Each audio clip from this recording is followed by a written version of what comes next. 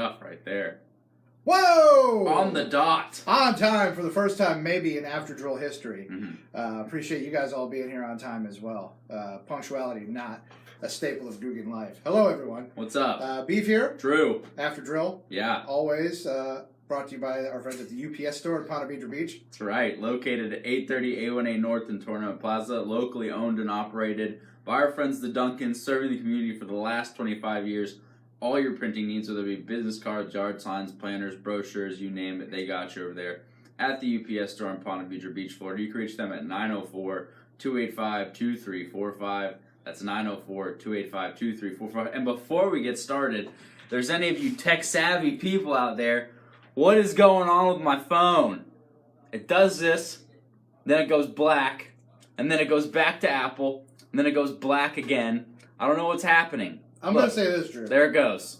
I'm taking up y'all's time because I needed to know what it just did it again. In light of what happened on the drill this morning, I believe these two occurrences have to be related. Jeff told the story this morning how he spotted a UFO today on his way in the office. Okay, that's great.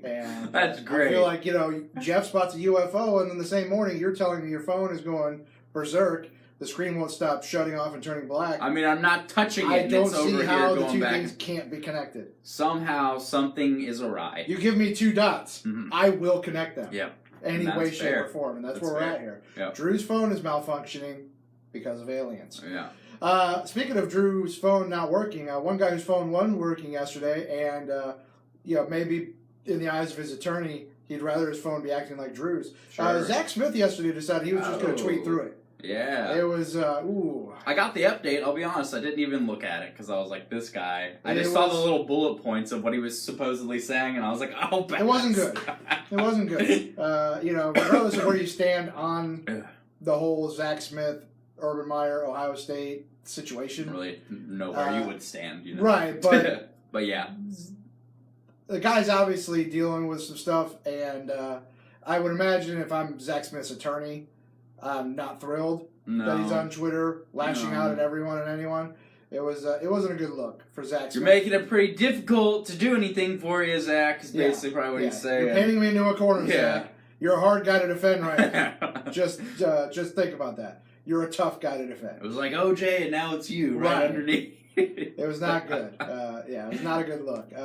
Also popping up another Jalen Ramsey feature article, this time on ESPN.com. Yeah. With Mina Kimes. Nothing as inflammatory as anything that occurred in the GQ article. Haven't got the chance to read in it this yet. one. In fact, there's some very, some people may take them as disrespectful or controversial statements, but I feel like really it was just very honest statements he talked about. I did see that he took a dig at Jimbo, and he took a dig at Jimbo, and he talked about how he going into the draft process, he wanted to go to Dallas, and he said that when Dallas passed on him or made the move for Ezekiel Elliott, that he's like, because Jalen is the type to grind an axe forever. He hates Dallas. Now he said, I'll never play for him as long as the Joneses are there. He hates unbelievable. He hates Jerry and Steve now. He could be on like the tail end of his career, and like the Cowboys are like, maybe they're the only Jerry team. and what's ever left of his face at this point. And Jalen's like, you know what? Actually, no. I'm just gonna retire. I will not play for you. I will not play for you. I actually signed on with Saskatchewan, guys. I'm sorry. That is so funny, dude. Whatever's left of Jerry Jones' face at that point. I'll never play for him. Right, I'll never play for him. As long as the Joneses are there, I'll never play for him. All right, great. That's He said he wants to retire a Jaguar. All right, Jalen, sure. He said he didn't like his first team here in Jacksonville because he said the guys were too accustomed to losing. Okay. I think that's fair. I think Do you like them now, though? Yeah. Okay. I think it was a group that was... and other veterans talked about that during that time with the Jaguars. That, if you create an environment where you set the bar at mediocrity, it's hard to break that when things start going well. And it's hard to then just say, hey, okay, we're raising the bar now. Does Jalen strike you as a guy who's going to want to stay in Jacksonville his whole career? Because I'm worried about it. He does and doesn't. I think people are... When they talk about that, I think they're immediately going to, oh, well, Jalen's a big star and he's going to want to play in a big market. I don't believe that's really a big factor anymore in this NFL. I mean, you're seeing it now. Jalen's already getting the exposure. He's getting the coverage. Sure. I think the team's success on the field will dictate whether Jalen wants to stick around. If this team is a top-flight defense and they are competitive, I don't see any reason why Jalen Ramsey wouldn't stick around. Now, I mean, just look back to like Deion's career and how he bounced off. Right. Well, I mean, look, and dudes, don't necessarily stay everywhere forever anymore. It's some guys do, but I mean, I think of a guy like Ed Reed.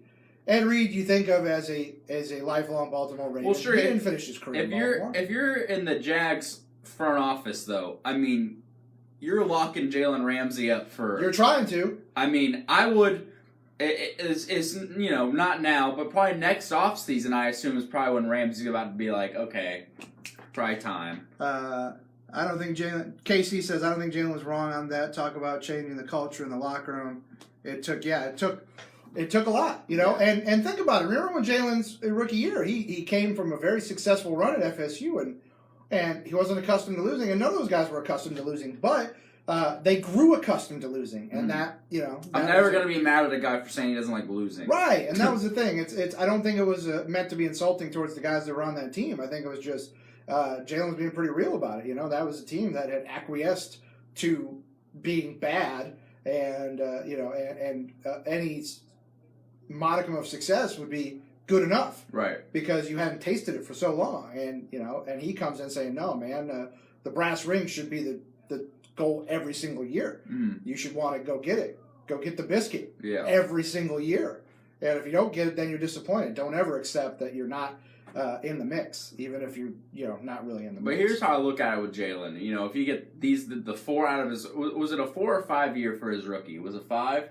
I think it was like 4 and an option year. I think it's 4 and an option. Right. So I think probably after this coming off, next year he'll probably be like, I want to get paid. Right. You exercise the option, him, and then he says he wants to get paid. I sign him to a 5-year deal. So it's an extension. You play out the rookie year, you play the option year. Yeah. Then you try to do like a 5-year extension. I'll sign him to a 5-year deal, and then if you get 10 years out of Jalen Ramsey, whatever happens after that, it's fine. Yeah, but that's basically when people say, "Are you going to play your whole career someplace?" Yeah. Guys don't always play their whole career someplace. You get 10 years in one place out of a guy, and there's peak years. He's played his career for you. Yeah. He may bounce around at the end of his career. That's fine. Yeah, because let's face it, after that 10, he's never going to be the Jalen Ramsey he was. And yes, look, it's special when guys are there in the same place. Sure, forever. I would love Jalen Ramsey to be a Jaguar for 12, 13 years, but I'm just saying, if you get 10, if you get to that second deal and sign him for another 5-year deal, you should be happy. Right. That should be good enough. It's not always the case. Right. Some guys, kick it around. Which I can't imagine in any way the Jaguars would ever let him walk out the door without getting to their second contract with him. Well, I mean, they're certainly going to try, right? Right. I mean, that ultimately, if a guy doesn't want to stay, you kind of look at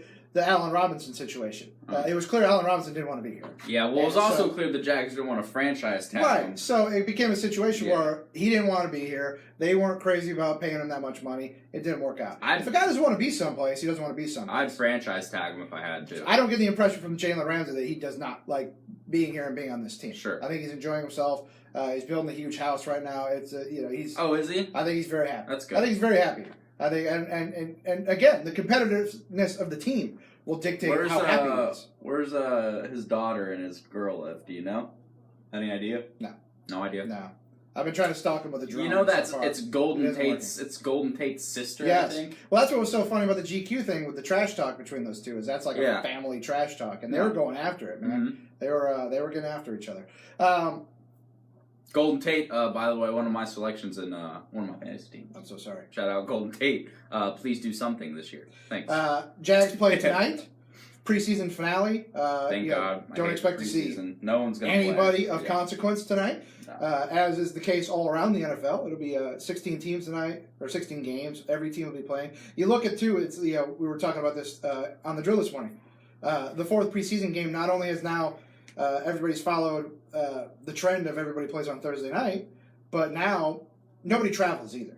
Mm-hmm. Every game you look at it, most teams are staying very close to home. The longest trip anyone has taken in the preseason in this week is the Rams flying to New Orleans. That's the longest trip. Everybody else, which isn't too bad. It's almost a 4-hour flight, so it's a bit of a haul. Everybody else is playing pretty close to home, and that's kind of the standard now. Everybody wants to get this preseason game over and get back home and get down to the business of resting the guys who are on your team and figuring out who's not going to be on your team. By the way, I can't stop thinking about, as I watch my phone flicker on and off, that it's some kind of a UFO homing beacon. Wow. That's what's happening. Enjoy your probing, Drew. Yeah, something terrible is going to happen. Make sure you stretch, okay? If I'm not here anymore, guys, you know what happened. It's like a fire in the sky situation. Mm-hmm. Drew's going to come back and not know who he is anymore. It's going to be a hot mess. The only thing I will know is after drill. I only know after drill. Tomorrow, after drill, I won't be here. Full disclosure. I will be at the Best Bet, guys. Best Bet on Monument tomorrow. We are shooting the TV show Beat the Brains. It's a new TV partnership between the station and CW17, and Jeff Prosser is the host of this program. And it's a panel of 1010XL/media personalities. So what about the drill? Going toe-to-toe. Well, we're sort of there. Going toe-to-toe. Hold on, I got to clear this notification, guys. Full disclosure. Didn't mean to point at you there. But it's... so, yeah, they're shooting 3 shows tomorrow at the Best Bet, so I'll be down there. Ryan the Hacker Green will be down there. Okay. Lauren Rue will be down there. Wow. Tara Lagerman will be down there. Star-studded event. JP Shadrick will be down there. Holy smokes. John Osher will be down there. So if you are the type that you want to get autographs from low-level media slappies, this really is the event for you, because we're all going to be there. We'll compare notes. We'll see which one of us are blocked by Jalen Ramsey on Twitter and which ones aren't. Sure. Right now, I'm still good. I'm still living. Praise be to our king. Jalen has no idea who I am, so therefore I am not blocked. There you go. You've got it. And that's probably my case too, but I like to imagine it's because he likes me. Because I like him. Jalen retweeted one of my tweets back in the day, so he's got a somewhat, So you guys have a connection? We have a connection in some way. So that's a closer connection. So than I he have should with know, Jalen, if you do ever block me somewhere down the road, that retweet back in whatever year it was will probably disappear off of your... and that's not what you want. You don't want that. You don't want to do that. Maintain the connection, Jalen. Come on, Jalen. Maintain the love. Can you feel the love tonight? Can you feel it, Jalen? Can you feel it? Jalen! Yeah, there's college football tonight. 4 games tonight. Nothing super sexy, but Danny's been beating his chest. Early sneak peek of the Friday 5-pack, which Friday 5-pack starts tomorrow, guys. So buckle up. It's time to get rich, okay? We're all going to hit my bookie. We're all going to get bleeping rich. And we're all going to ride off into the sunset on piles of cash. But Danny's early pick, he was circling the wagons, and he said, ride UCF tonight against UConn. UConn is... that's bold, by the way. It's bad. It's a huge spread. 24 points. 20-something. It's 24 points opening night, and they got a new coach. But there is that, but keep in mind, I heard a fun fact about UConn this morning driving in.